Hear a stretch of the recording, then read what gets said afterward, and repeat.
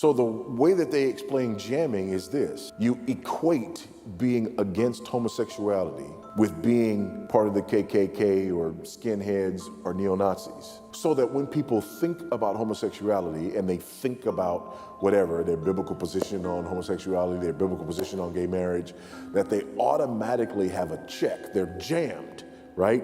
It's like you've got a machine and they throw sand in the works so that the machine gets jammed and it doesn't work. So now you have to stop because you feel bad about believing what the Bible says about homosexuality. There is today an all-out attack from the media and from celebrities against what the Bible teaches about homosexuality. Let's take a look at the most influential 15 celebrity activists who are trying to undermine what the Bible teaches.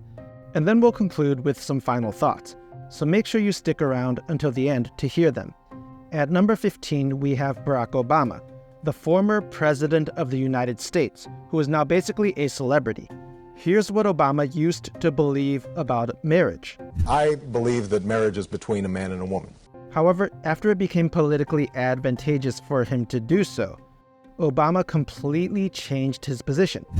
At a certain point, I've just concluded that for me personally, it is important for me to go ahead and affirm that I think same-sex couples should be able to get married. And in response to the Supreme Court's Obergefell ruling, which legalized same-sex marriage across the country, Obama shined rainbow lights on the White House. Few have done more harm to the concept of marriage than former President Barack Obama. At number 14 is Pink, a singer, songwriter, actress, and dancer. Pink won the Ally for Equality Award at the Human Rights Campaign's 14th Annual National Dinner and said this: I don't want there to be gay marriage. I just want there to be happy marriage and lasting marriage and healthy marriage.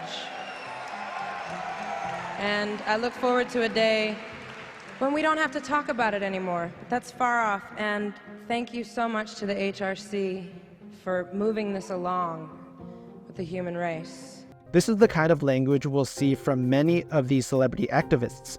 They describe LGBTQ rights as simply human rights that should be common sense for everyone to accept.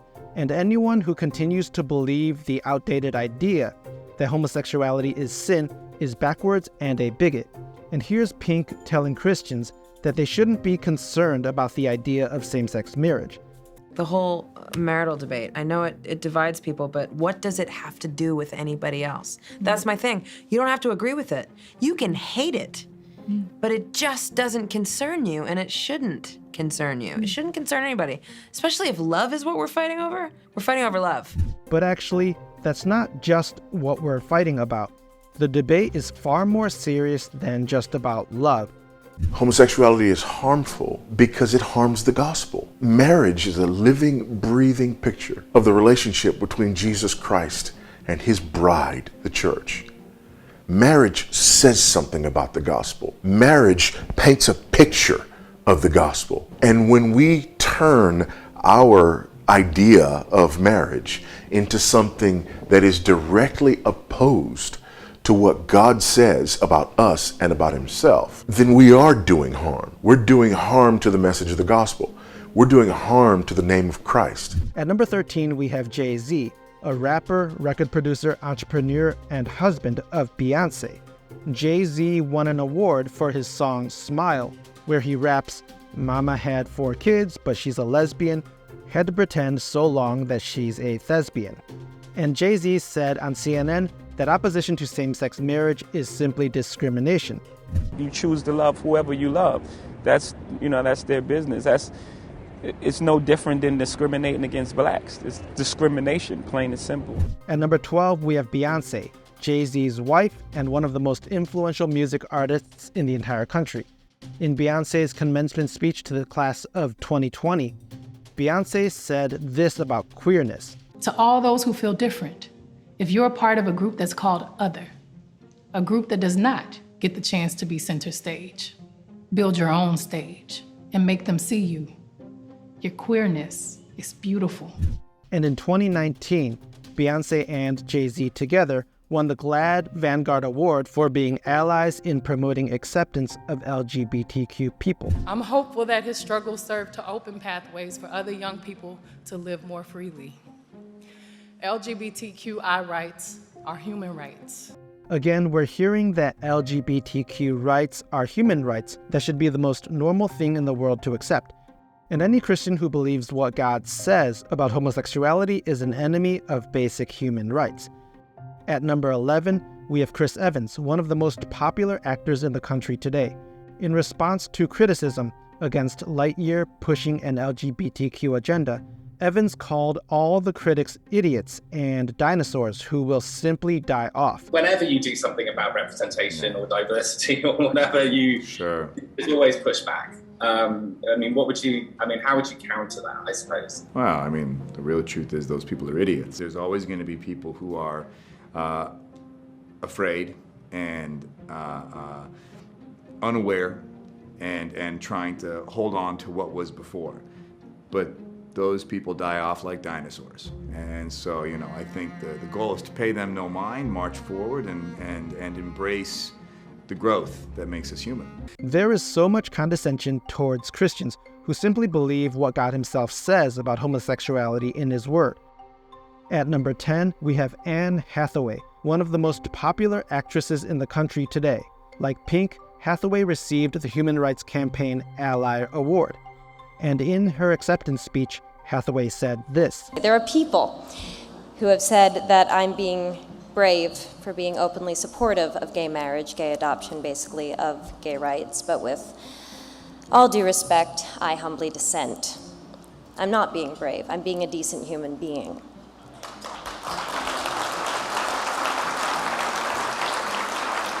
And I don't think I should receive an award for that, or for merely stating what I believe to be true, that love is a human experience, not a political statement.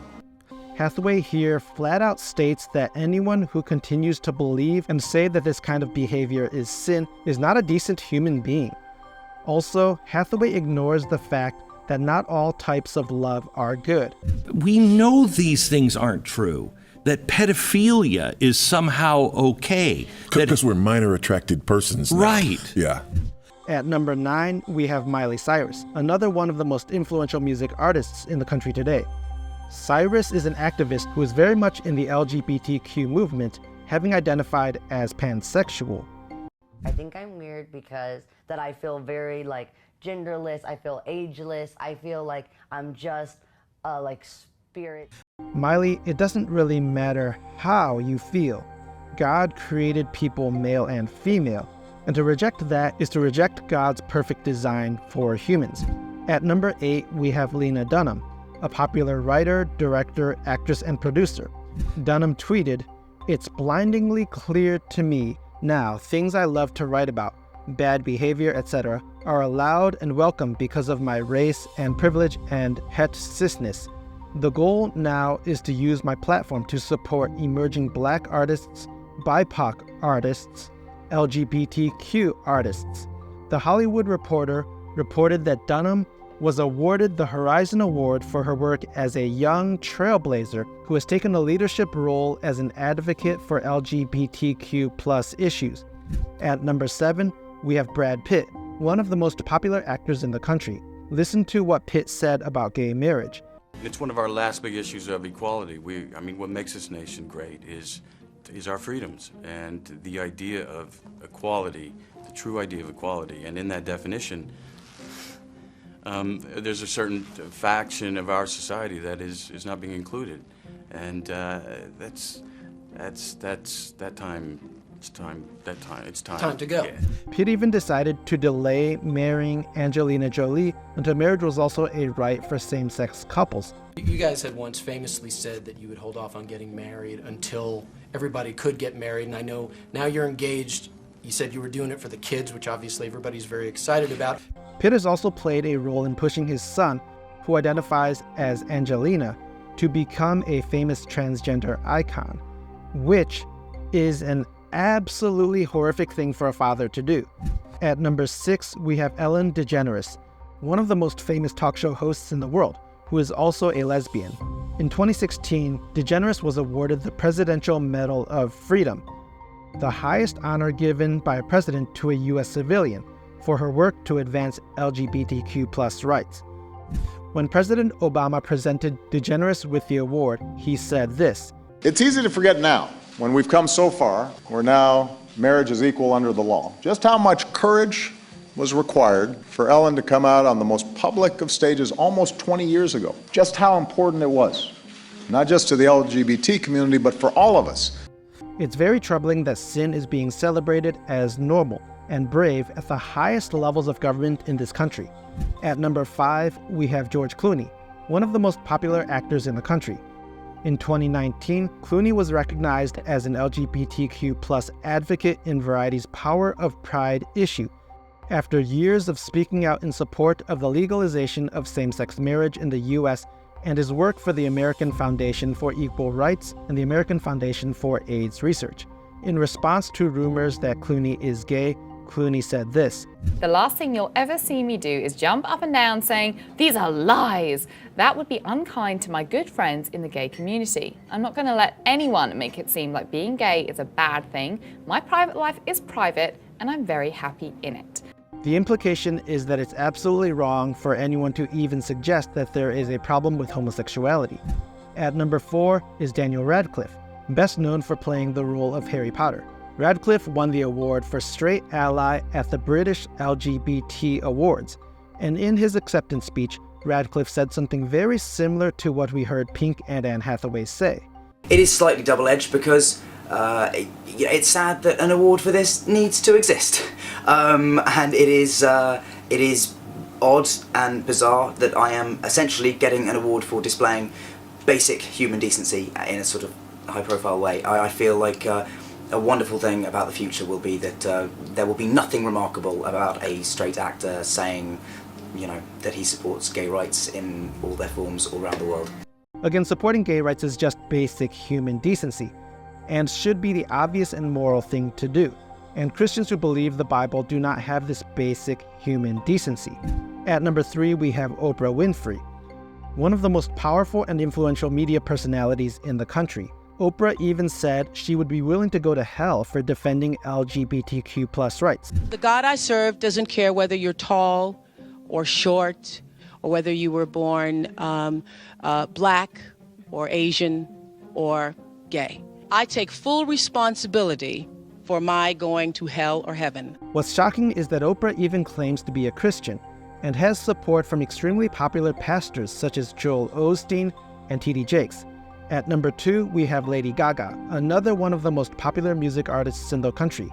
Lady Gaga's song, Born This Way, has become an anthem for the LGBTQ community. And in a speech where Lady Gaga advocated for gay rights, she said this: "I am so very honored to have this platform here today, and I will continue to fight for full equality for all. I love you all so much. Bless God and bless the gays." Bless God and bless the gays. Absolute blasphemy to associate God with approval for sin. Finally, at number 1, we have Ellen Page, who now identifies as Elliot Page. It's getting out of the shower and the towel's around your waist and you're looking at yourself in the mirror and you're just like, there I am. Page is perfectly willing to attack people she disagrees with without any real provocation. She randomly tweeted concerning Chris Pratt, "Okay, but his church is infamously anti-LGBTQ, so maybe address that too." Clearly, Page will not rest until everyone she disagrees with is shamed into silence or becoming an ally. In light of all of this opposition against biblical Christianity from so many of the most powerful and influential people in the country, how should we as Christians respond? To conclude, let's listen to some words from John MacArthur. Because if you will recognize this as sin, see it for what it is, quit trying to defend it and sanctify it and justify it, confess it as the sin that it is, cry out to God, He'll forgive you and wash you and sanctify you and justify you. And dear ones, this is the message we have to give to these people. There isn't any other message. I remember one night on the Larry King program talking to Chad Allen, the actor, about this very thing. And I started in 1 Corinthians chapter 6, that someone engaged in this kind of life as he is would not enter the kingdom of God. And then I went back to that same passage at the end and says, but such were some of you, but you're washed and sanctified and justified. And I told him that God would forgive him and wash him and justify him and sanctify him. That's the message. That's the only message we have. Hi, my name is Mike. I'm a deacon, a husband, a father, a software engineer, and an amateur maker of videos. Thank you so much for watching this video. If you want to help me in my mission to spread biblical truth, just subscribe and watch these videos until the end, which will help the YouTube algorithm recommend these videos to more people. I'm committed to using the skills and gifts God has given me to glorify Him and communicate biblical truth, and I would be so grateful if you would come be a part of what I'm building. You can visit my website at joyfulexile.com to learn more about me and what I'm working on. I hope you're having a blessed day. I will see you in the next video, and remember, this world is not our home.